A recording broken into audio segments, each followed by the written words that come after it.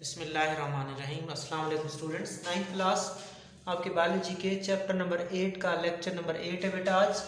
और आज आपका टॉपिक है ओरल कैविटी।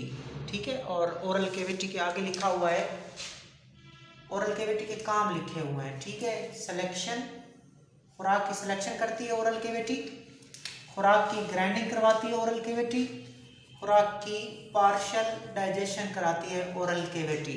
ठीक है, तो आपका आज का टॉपिक है ओरल कैविटी, जो आपका लॉन्ग क्वेश्चन अक्सर होता है। ठीक है, इस चैप्टर से ओरल कैविटी जिसके काम है selection of the food, grinding of the food and partial digestion of the food.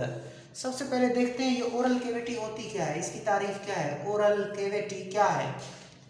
Space behind the mouth, वो स्पेस, वो जगह जो माउथ के पीछे होती है, या आप टीथ भी लिख सकते हो बच्चों यहाँ पे।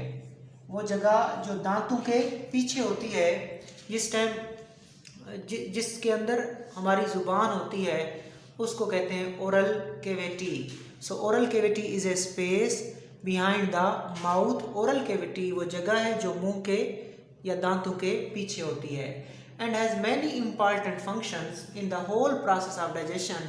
इस ओरल कैविटी के डाइजेशन के पूरे अमल में बहुत सारे अहम काम हैं। तो सबसे पहले हम ओरल कैविटी का पहला काम देखते हैं। ओरल कैविटी का पहला और सबसे अहम काम है फूड सिलेक्शन। ठीक है बच्चों, ये हमारा माउथ है, माउथ के पीछे जो जगह है उसी का नाम ओरल कैविटी है। The space behind the mouth is called oral cavity. और ओरल कैविटी के डाइजेशन के अमल में बहुत सारे अहम काम हैं। उन कामों में सबसे पहला काम है खुराक का इंतखाब करना, फूड की selection. Food selection is one of them. ठीक है, ओरल कैविटी के बहुत सारे काम हैं और उन कामों में से एक काम खुराक का इंतखाब करना भी है। When food enter the oral cavity, जब खुराक ओरल कैविटी में दाखिल होती है, इट इज़ टेस्टेड, इसका जायका चखा जाता है, एंड इट इज़ फेल्ट, और इसको महसूस किया जाता है। जब खुराक ओरल कैविटी में दाखिल होती है तो सबसे पहले उसका जायका चखा जाएगा और उसको फेल्ट किया जाएगा, उसको फील किया जाएगा, उसको महसूस किया जाएगा। If the taste of the mutton suggest that it is old, और कल आपने प्रीवियस लेक्चर में ये देखा था कि हम रोटी और रोटी के साथ क्या खा रहे हैं, मटन खा रहे हैं। So if the taste of the mutton suggest that it is old, अगर हमें मटन का, गोश्त का जायका पुराना महसूस हो, अगर हमें गोश्त का जायका पुराना महसूस हो, वी रिजेक्ट इट, तो हम खाने से इनकार कर देते हैं। ठीक है, अगर हमें गोश्त का, मटन का जायका ओल्ड महसूस होता है, पुराना महसूस होता है, तो हम खाने से इनकार कर देते हैं। If teeth or tongue detect some hard object, अगर हमारे दांत, अगर हमारी जुबान डिटेक्ट, शिनाख्त करती है, सम हार्ड ऑब्जेक्ट, किसी सख्त चीज़ की, सच एज डर्ट, मिसाल के तौर पर डर्ट की, डर्ट क्या होती है, मट्टी के ज़रात। We also reject that bite, dirt भी हो सकती है, हड्डी भी हो सकती है, कोई पत्थर का टुकड़ा भी हो सकता है। सो अगर हमारी जुबान या अगर हमारे दांत, अगर हमारे दांत या अगर हमारी जुबान खुराक में किसी सख्त चीज़ की शनाख्त कर ले, मिसाल के तौर पर मट्टी की या मट्टी के ज़रात की या पत्थर के छोटे छोटे टुकड़ों की, we also reject that bite, तब भी हम उस नवाले को, उस खुराक को खाने से इनकार कर देते हैं। तो आपने क्या सीखा? अगर हमें जायका पुराना महसूस हो तब भी हम नहीं खाएंगे, अगर हमें कोई सख्त चीज़ महसूस हो जाए, मट्टी के ज़रात वगैरह, तब भी हम खुराक खाने से इनकार कर देते हैं।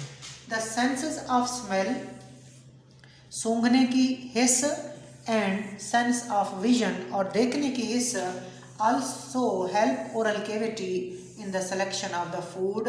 तो ओरल कैविटी की मदद कौन करते हैं बच्चों? हमारा नाक मदद करता है और हमारी आईज मदद करती हैं। नाक स्मेल करके और आंखें देख के खुराक की सिलेक्शन में ओरल कैविटी की मदद करती हैं। मैं समझा देता हूँ।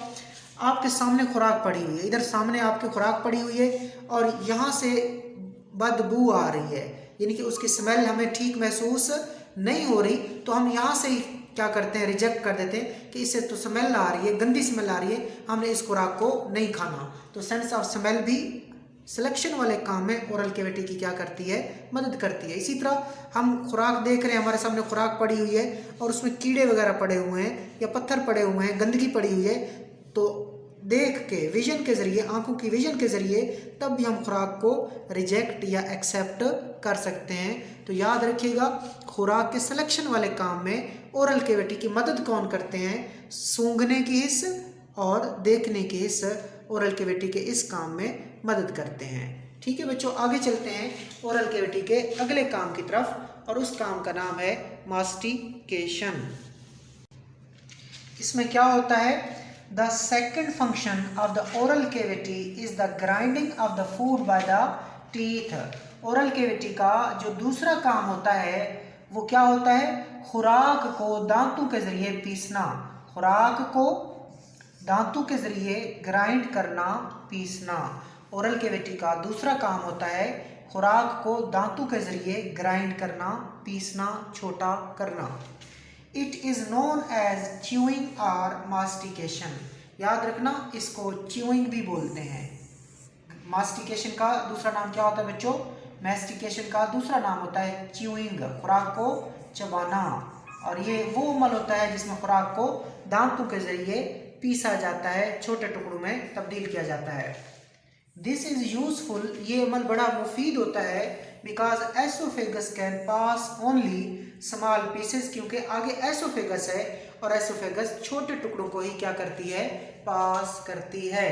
याद रखना, ओरल कैविटी का दूसरा काम है मैस्टिकेशन, जिसको च्यूइंग भी कहते हैं।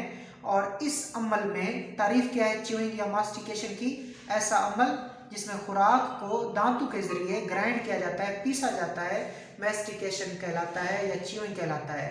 अब इसका फायदा क्या होता है, चबाने का, खुराक को चबाने का, खुराक को छोटा बनाने का, मैस्टिकेशन का फायदा क्या होता है, दिस इज यूजफुल, ये अमल बड़ा मुफीद होता है।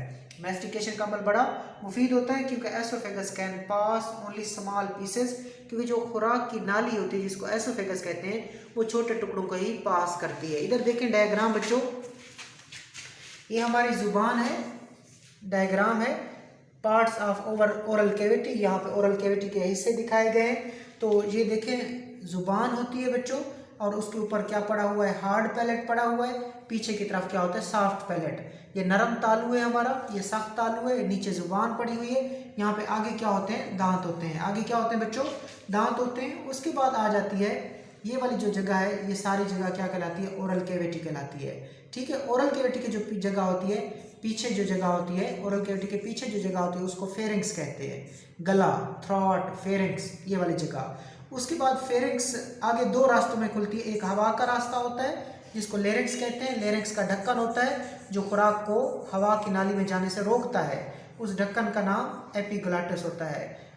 यहाँ लेरिंग्स होती है, नीचे ट्रेकिया विंड पाइप है, आगे पीछे है खुराक की नाली बच्चों। ये वाली जो नाली है फेरिंग्स से रास्ता, जो फेरिंग्स से मुश्तरक रास्ता है, यहाँ से हवा भी गुजरती है और यहाँ से फूड भी गुजरती है, तो मुश्तरक रास्ते का नाम फेरिंग्स होता है, जिसे गला या थ्रॉट भी कहते हैं।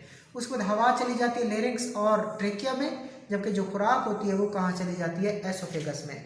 ये वाली जो नाली जा रही है इसको क्या कहते हैं, एसोफेगस, खुराक की नाली। और उसके नीचे कौन प्रेजेंट होता है, नीचे जाके स्टमक मौजूद होता है, पेट के अंदर। ठीक हो गया बच्चों, तो आपने क्या सीखा, आपने कहा कि ग्राइंडिंग या मैस्टिकेशन का अमल बड़ा मुफीद होता है क्योंकि इस अमल से खुराक छोटे टुकड़ों में तब्दील हो जाती है और छोटे टुकड़े ही एसोफेगस को क्रॉस करते हैं। मैं इधर एक और डायग्राम बना लेता हूँ बच्चों। ये ओरल कैविटी है, ओरल कैविटी के बाद क्या शुरू हो जाती है, ये ओरल कैविटी है, और ओरल कैविटी के बाद क्या होती है बच्चों, फेरिंग्स होती है, फेरिंग्स। ठीक है, फेरिंग्स ये मुश्तरक रास्ता होता है हवा और खुराक का। फेरिंग्स के बाद इधर हवा का रास्ता शुरू हो जाता है, इधर ग्लाटिस होती है, एपिग्लाटिस है, और ये सुराख ग्लाटिस है। ये एपिग्लाटिस, ये ग्लाटिस, हमने चलना है खुराक की नाली की तरफ। ये एसोफेगस है, एसोफेगस पतली नाली होती है, और एसोफेगस के बाद नीचे पेट में क्या आ जाता है, स्टमक आ जाता है। ठीक है बच्चों, तो यहाँ पे खुराक बड़ी थी और उसको छोटे टुकड़ों में तब्दील किया गया। ओरल कैविटी में खुराक को छोटे टुकड़ों में तब्दील किया गया। इस अमल का नाम ग्राइंडिंग, मास्टिकेशन या च्यूइंग है। ये अमल बड़ा मुफीद होता है क्योंकि एसोफेगस छोटे टुकड़ों को ही अपने अंदर से क्या करती है, पास करती है। अगर वो खुराक का बड़ा टुकड़ा आता तो वह एसोफेगस से ना गुजर सकता। तो ये ग्राइंडिंग, मास्टिकेशन या च्यूइंग का फायदा है क्योंकि एसोफेगस जो है, खुराक की नाली जो है वो छोटे टुकड़ों को ही अपने अंदर से गुजरने देती है। Enzyme also can not act on large pieces of the food. दूसरा फायदा क्या होता है, अगर खुराक का टुकड़ा बड़ा हो तो उसके ऊपर एंजाइम ठीक तरीके से अमल नहीं कर सकते। अगर वही खुराक छोटी छोटी हो जाए तो एंजाइम आराम से उसके ऊपर क्या कर सकते हैं, अमल कर सकते हैं। लिहाजा ये जो खुराक का बड़ा टुकड़ा है इसके ऊपर एंजाइम ठीक तरीके से अमल नहीं कर सकते। हाँ, खुराक जब छोटी हो जाती है तो उसके ऊपर एंजाइम अमल कर सकते हैं। सो दो फायदे मिलते हैं च्यूइंग या मास्टिकेशन के। एक तो खुराक आसानी से एसोफेगस से गुजर जाती है और दूसरा बड़े टुकड़ों के ऊपर एंजाइम अमल नहीं कर सकते, लिहाजा च्यूइंग मास्टिकेशन होनी चाहिए।